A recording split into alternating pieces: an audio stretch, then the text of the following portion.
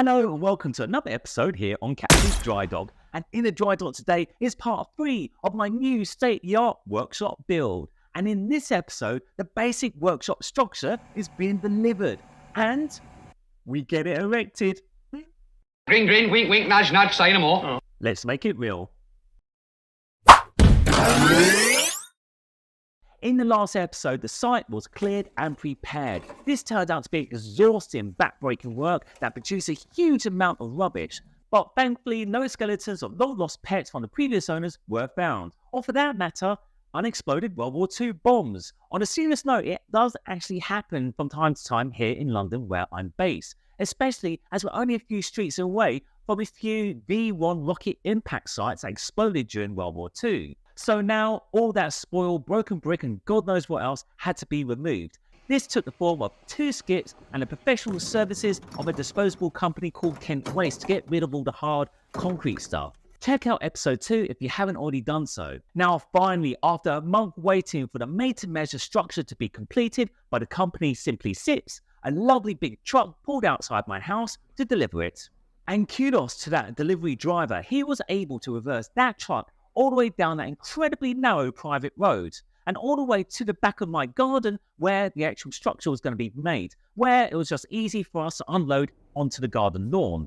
And like everything about this build, I completely underestimated the amount of size and the parts that filled up the garden. And this didn't include the additional parts such as the windows, decking, cladding and doors that were still yet to arrive from other suppliers. But it was so cool to finally see it up close and personal for the very first time. Looking at the panel's cross-section, I realised how unique this build would be, as the panels were made up from 12 centimetres of insulation. In old money, that's almost 5 inches to the old school builders and of course the American viewers out there.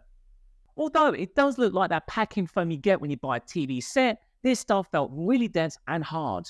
That's what he said, right? The reason being is that it's manufactured under compression between 2 sheets of chipboard, or to go by its technical name, OSB board, which I'm not embarrassed to say I didn't know until now, and seems to be glued together during that process of compression, which makes it a really strong single component. This method did 2 jobs and did it well: insulate and add strength to the structure, which this would be incredibly important later on, as the floor was also made up of the same material and the same method in the same way, and it had to be able to support the weight of my motorbike later on. The added bonus with this composite material was that it was surprisingly light considering the panel size. This added the ease and how fast the structure could be built. The delivery also came with a detailed multi-page instructions with clear diagrams. Not quite IKEA style, but pretty understandable. It contained a clear breakdown of what the panels were, where they should be placed, and how to lock them all together.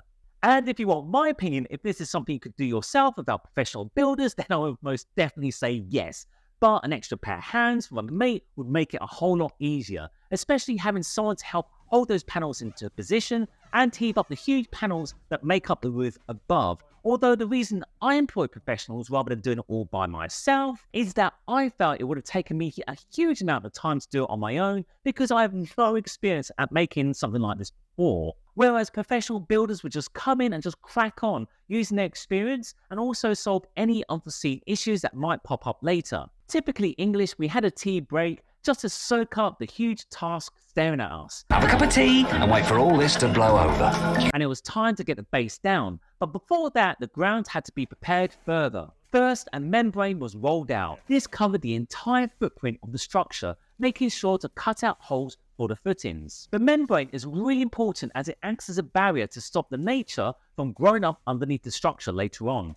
To make sure it stayed in place during those harsh weather conditions, as well as acting as an additional protection, a huge bag of shingle was picked up from a local supplier by the builders. This is basically a huge bag of pebbles that is scattered evenly over the membrane. Now finally the base can be put down, which gave a really good idea of how big the workspace would be. And like everything about this structure, this was made up of the same type of panels and were easy to move around and just slotted into place. Then it was just a case of making sure everything stayed level. And being professional builders, they broke out the sophisticated laser system to check. Purposely, we made sure the original design didn't span the entire width of the garden, as this would have butted up against the neighbour's fence. and thereby not allowing me access to the sides of the workshop if maintenance was needed years from now. Next was to see the walls go up, and they slotted together really easily, but before they were, a squirt of expanded foam was sprayed into the slots. This made a nice seal in the seam before locking the next wall panel into place. Although I mentioned that this could be constructed by a non-professional, it really helps to have that type of professional help, as they also come with the big boy toys, such as nail guns that literally took seconds securing the panels in place.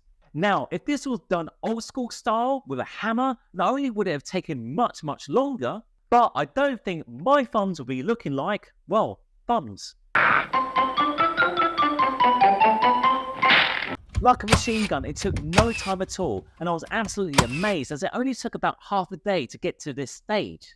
It takes me bloody that long to make a Sunday roast. Trying to be a good host, it was time to feed and water the builders. If anything, just so I could sneak inside the walls and imagine what it'd be like to work in there. It was like watching my dream coming true in front of my eyes. After all, this is the stuff that makers dream of. Well, that and tools. To finish off the day, the roof was added, and it would take all hands to make it easy work. Again, like everything with this build, the same composite style panels were heaved up and over into place, each one specific to where they needed to be, and then just slotted together. The bits that looked like 2x4 sticking out from the roof were the supports for the overhang shelter that will be added later. This is so I don't get soaked trying to find my keys as I'm opening the door during wintertime, as well as wanting cool exterior lighting pointing down to light up the decking, which I'll eventually have laid down after the build. Now, I know I sound super geeky, of course I am, but I was even fascinated in the different types of screws and bolts being used throughout the entire build. Each type was used for a certain purpose dictated by the panel location. Strong bolts for the base to huge heavy duty long screws to keep the roof on. And there we have it. The basic structure was already up and looking really impressive, even in its naked form, and it only took around about half a day to do. Okay, full disclosure, I'm not being sponsored or getting any kickback in any way by recommending some of these companies. Show me the money. But I have to say, making something like this with traditional timber frame method would have taken absolutely ages to get to this stage, as I could see in real time how much money I was saving just from labour alone. Now, I know there are some purists out there, and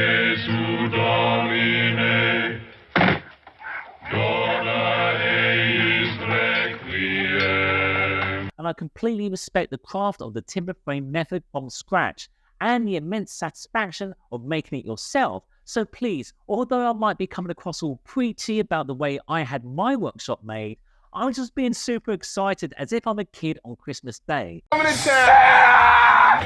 my God! And just love watching the process I never originally considered, as it appeared before my very eyes within half a day. So if anything, I hope you found this entertaining, but feel free to leave a comment down below to what method you think is better and why. Anyway, in the next episode, we're weatherproofing and getting more deliveries, and of course, having more cups of tea. Until then, thank you so much for watching, and if you have enjoyed what you've seen, please like and subscribe. In the meantime, my name's John Child, and yes, I need to buy my builder a belt. You take care.